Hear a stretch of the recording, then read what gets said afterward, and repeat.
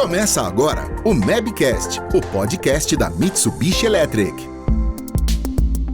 A nossa sociedade está presenciando a quarta revolução industrial desde a década de 2010, com o uso de tecnologias conectadas à internet. Conceitos como cloud computing, IoT, blockchain, entre outros, passaram a fazer parte do nosso vocabulário. No Mabcast de hoje, você vai saber o impacto da indústria 4.0 nas nossas vidas. Não descola o ouvido.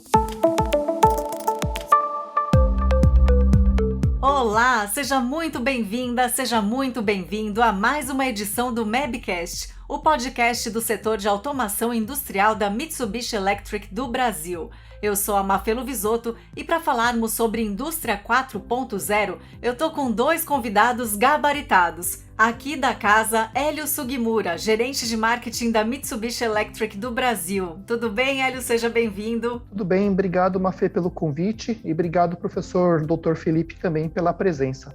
A gente que agradece a sua presença e também a do professor Dr. Felipe Chiarello de Souza Pinto, que é pró-reitor de pesquisa e pós-graduação da Universidade Presbiteriana Mackenzie. Bem-vindo, professor.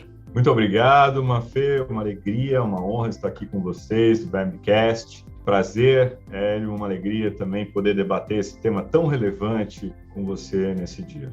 Não só relevante, como muito interessante. E eu queria começar com um pouquinho de história. Vou aproveitar aqui a sua didática de professor. Bom, lá na escola a gente aprende como surgiram as revoluções industriais, né? De forma bem simplificada. Começou com motores a vapor no final do século XVIII, aí veio a produção em massa com ferrovias, depois a integração de sistemas mecânicos com eletrônicos e agora a facilidade que a conexão com a internet proporciona. Você poderia falar sobre esse caminho, professor? Perfeito, Mafê. Eu acho que esse resgate histórico é fundamental para a gente trabalhar um pouco dessa evolução, né?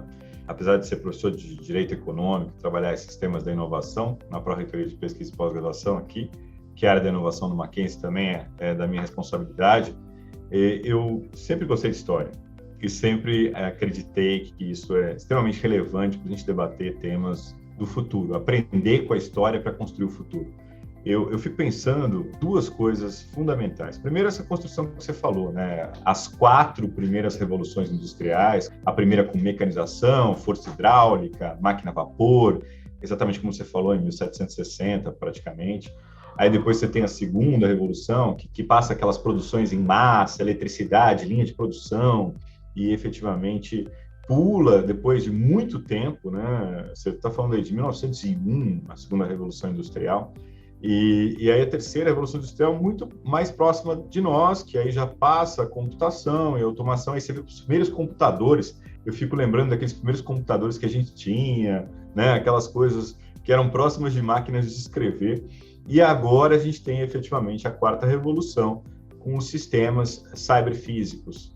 E essa quarta revolução, em 2020, a gente viu uma discussão sobre a quinta revolução, e a volta ao humano, a humanização dessas tecnologias, muito capitaneada pelo Japão. Então, eu acho que é fundamental essa sinergia desse nosso bate-papo hoje, fazendo essa digressão toda e vendo o quanto é importante esse tema, porque o Japão coloca, vamos voltar à condição do humano. Porque quando a gente começa com esses cyberacessos, a inteligência artificial, a gente começa a pensar, quem vai controlar isso? E quem vai direcionar isso? Né? A gente tem vários cases, né, de inteligência artificial que foi colocada para conversar, por exemplo, no Twitter, o caso famoso da TAI, e em menos de 24 horas ela degringolou e ficou totalmente radical, falando palavras de discurso de ódio e tudo, etc. E aí essa volta ao humano, ela já estamos discutindo a quinta revolução. E isso é legal, essa digressão que você falou, porque a gente mostrou o quanto o mundo demorou para participar da primeira, segunda, terceira, e o quanto ele está agora na quinta revolução industrial em tão pouco tempo. Ou seja, essas coisas foram muito mais dinâmicas depois da invenção dos computadores. Pois é, a velocidade, né, das inovações tecnológicas é realmente impressionante. Bom, puxando a conversa agora com o Hélio, quais são e de que forma a gente vê os adventos tecnológicos da indústria 4.0 aplicados na indústria atualmente? Você poderia citar exemplos? Claro, então vamos falar um pouquinho da indústria 4.0. Ela tem como base algumas tecnologias habilitadoras para sua viabilidade. Então, por exemplo, computação em nuvem, Big Data, segurança digital, internet das coisas, integração dos sistemas produtivos das cadeias logísticas, robótica avançada, manufatura digital, né, o gêmeo digital também, ou simulações, e a manufatura aditiva. Sobre alguns exemplos, né, cada tipo de processo produtivo ou mercado tem um potencial de aplicação dessas tecnologias, em maior ou menor escala, mas ela vai ter alguma aplicação dele em algum ponto produtivo, desde a chegada da matéria-prima ou criação do serviço até a chegada no consumidor final. Hoje, tradicionalmente, algumas indústrias têm aplicação mais intensiva em tecnologia, por exemplo, a indústria automotiva, a indústria eletrônica, a indústria farmacêutica, que possuem já plantas conectadas, uso de banco de dados com sistemas integrados e robótica já há alguns anos atrás, né? Então, esse é um exemplo de indústrias que já têm esse tipo de tecnologia de forma mais aplicada no Brasil e no mundo também. Então, conta agora pra gente como o consumidor final pode se beneficiar de tudo isso. Claro, vamos partir do ponto que a tecnologia, ela implementada, ela vai permitir que as empresas tenham umas operações mais flexíveis e dinâmicas. Então, como é que o consumidor vai se beneficiar, né? O consumidor vai ter aí disponível uma maior variedade de produtos, com menores prazos de entrega, né? Porque hoje não adianta ter variedade se você não tiver um prazo de entrega competitivo, produtos com qualidade assegurada, até por questões de rastreabilidade, controle de qualidade, e produtos também com preços competitivos, né? Então não adianta nada você ter toda essa tecnologia se esse preço chega num valor inviável para o mercado, né? E claro, né, olhando para o lado da empresa, além de beneficiar os consumidores, ela também precisa estar acompanhada de viabilidade econômica para o lado da empresa também, que vai produzir esse produto ou vai oferecer determinado serviço. Às vezes a tecnologia existe, só que fica inviável, né, para se ter no nosso cotidiano. Exatamente, porque a gente tem que pensar que a tecnologia é uma ferramenta para resolver uma determinada situação. A gente não pode ir para o final do tipo, eu quero implementar essa tecnologia para falar que eu implementei tal tecnologia. Não, ela tem que estar acompanhada de benefício para o consumidor final e para quem está implementando também. Sim.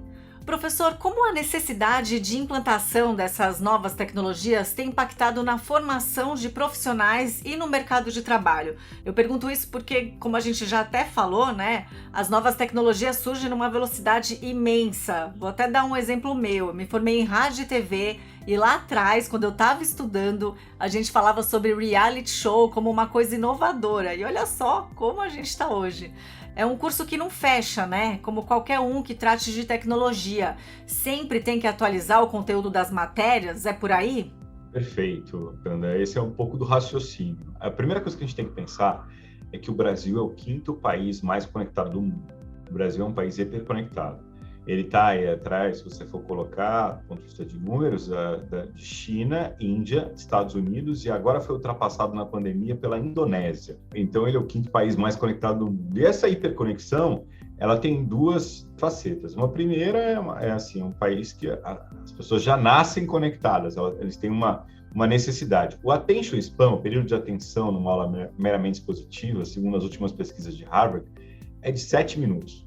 Há 100 anos, o período de atenção numa aula meramente expositiva era de 50 minutos. Aí você tinha 50 minutos de hora-aula e 10 minutos de descanso. Por isso essa discussão dos hora-aula tem 50 minutos.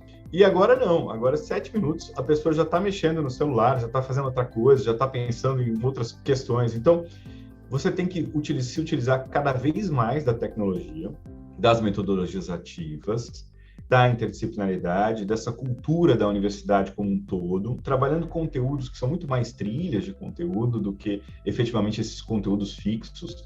Eu lembro de direito que a gente tinha direito civil 1, 2, 3, 4, 5, na época que eu estudei direito. Hoje, você não concebe isso. Você tem direito, tecnologia, inovação, umas disciplinas muito mais amplas que trabalham temas interdisciplinares. Então, a universidade também acompanhou isso. E cada vez mais a nossa discussão é intertextual e interdisciplinar. E a gente tem disciplinas como oficinas que Stanford tem, que ela tem uma How to Get Away with Murder. A gente tem as clínicas jurídicas. A gente tem uma sala de aula do futuro com a Apple, por exemplo.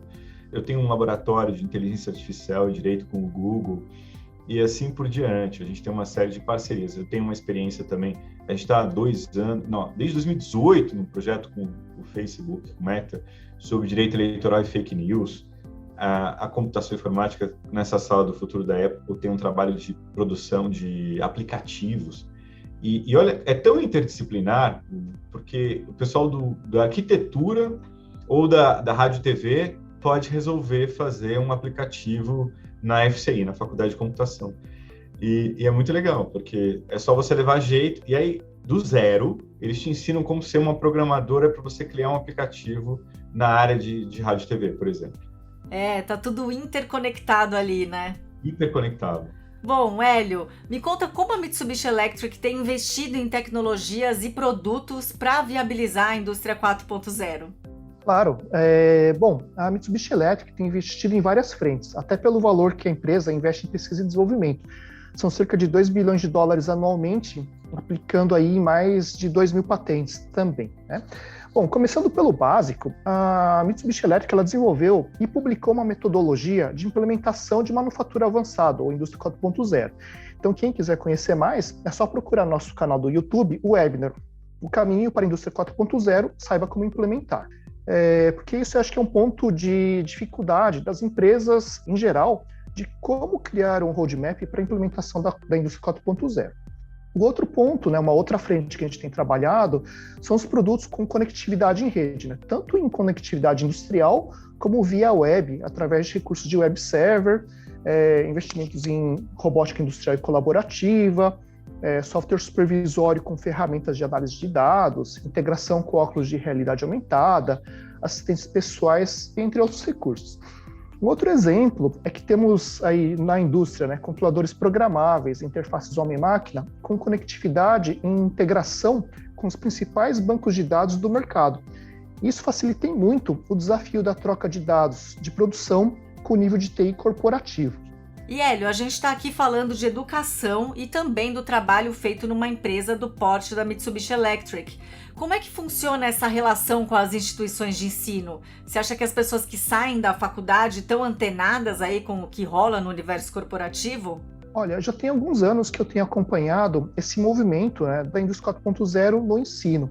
Então, um ponto positivo que eu tenho acompanhado é a preocupação das escolas, né, tanto técnico como na engenharia ou pós-graduação, de ter disciplinas ou laboratórios voltados para essas tecnologias, o que é muito positivo.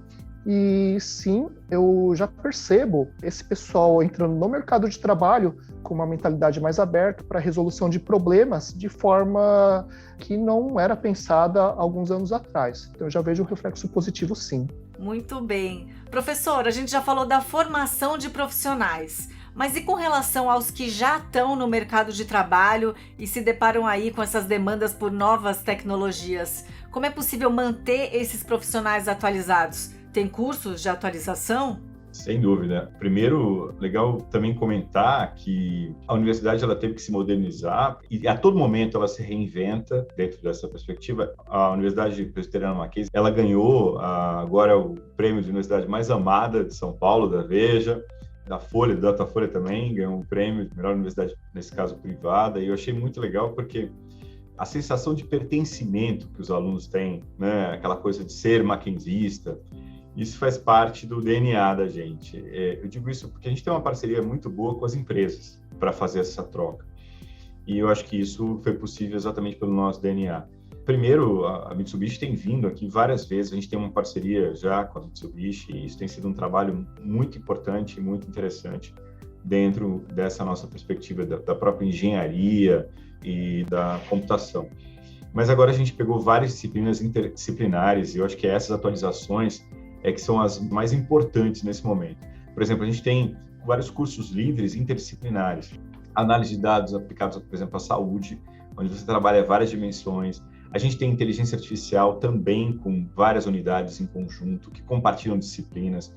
Tem o compliance digital. Você imagina o compliance, você trabalha direito, você trabalha administração e ao mesmo tempo você trabalha computação. E é muito interessante. Você tem marketing digital, que aí você trabalha direito, comunicação e letras, e ao mesmo tempo propaganda e efetivamente trabalha outras questões da computação informática. e proteção de dados, que aí você pode trabalhar com engenharia, computação, direito, tudo LGPD, você envolve todas essas frentes, como administração também e gestão. Imagina o que é importante, efetivamente, hoje para o estudante, é você ter dentro desses cursos uma universidade como um todo, né? Às vezes você tem algumas faculdades soltas, até relevantes, importantes, mas o viver universal é fundamental para a nossa formação. Por isso que eu acho que é tão legal você estar num campus assim, mesmo que virtualmente. E a gente sabe que o brasileiro vai atrás de informação, principalmente nessa área de tecnologia. Bom, falando agora com o Hélio, eu gostaria que você compartilhasse a sua visão sobre o processo de implementação dessas tecnologias por parte da indústria brasileira, comparando aí com o que existe em outros países, com o que existe globalmente. Bom, o que a gente tem visto, né, o que eu tenho visto também, é que a indústria brasileira ainda está encaminhando nesse sentido da indústria 4.0 a pequenos passos, né? Então, eu já vi alguns casos implementados na indústria, mas posso dizer que são exceções, né? E geralmente ela está implementada em algum setor de uma unidade fabril, né, e não na planta inteira. Agora, até comparando com o que existe globalmente, né, conversando até com colegas no exterior, né, a gente sempre troca algumas ideias em relação a isso, eles também veem algum contraste, né, de implementação setorizada ou não tão avançada. A diferença, né, até por questão de escala do negócio, né, isso acaba viabilizando economicamente grandes investimentos, né, junto com a disponibilidade de tecnologias e até a maturidade do setor. Então, a sua aplicação, digamos assim, entre aspas, é mais popularizada em relação ao Brasil. Então, aqui no Brasil, existe ainda muito espaço para crescimento nessa indústria 4.0? A gente pode dizer isso? Sim, existe muito espaço e existe muita vontade também, né? Então, acho que, além de ter o potencial, eu vejo iniciativas das empresas nesse sentido, o que é muito positivo. E quais seriam os elementos para a evolução das fábricas inteligentes, Hélio?